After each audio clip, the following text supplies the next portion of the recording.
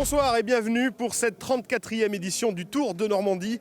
Après le prologue à Saint-Lô, hier remporté par l'équipe BMC. Aujourd'hui, première étape entre Colombelles et Forges-les-Eaux.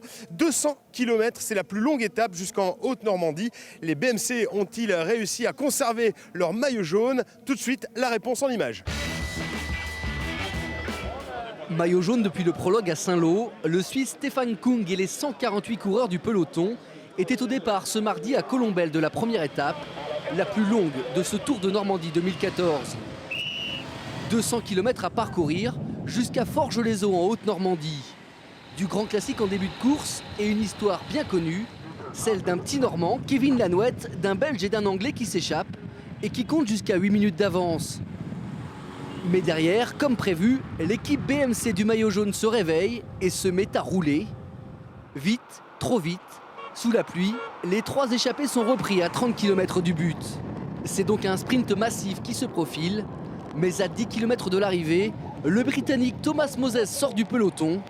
En costaud, il remporte cette première étape et s'empare également du maillot jaune.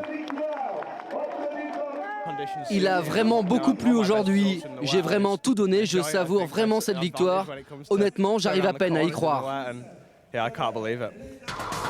Avec 17 secondes d'avance sur le peloton, Thomas Moses abordera donc la deuxième étape en position de leader. Le Tour de Normandie, ce n'est pas uniquement sur le vélo, c'est aussi tout ce qui se passe autour. Ce sont les spectateurs, ce sont les bénévoles, les motards, bref, tous ceux qui font vivre ce Tour de Normandie. Les meilleures images ont été sélectionnées pour vous.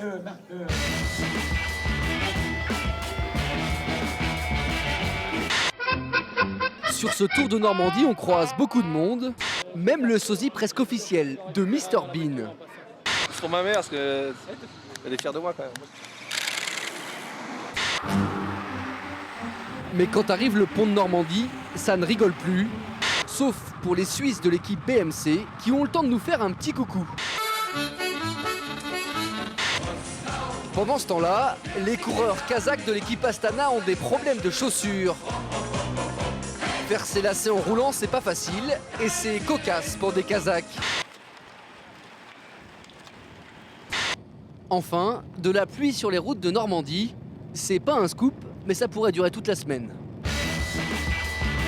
Voilà, fin de cette première étape. Demain, les coureurs prendront le départ ici même de Forges-les-Eaux pour rejoindre Elbeuf-sur-Seine, une étape bien connue du Tour de Normandie.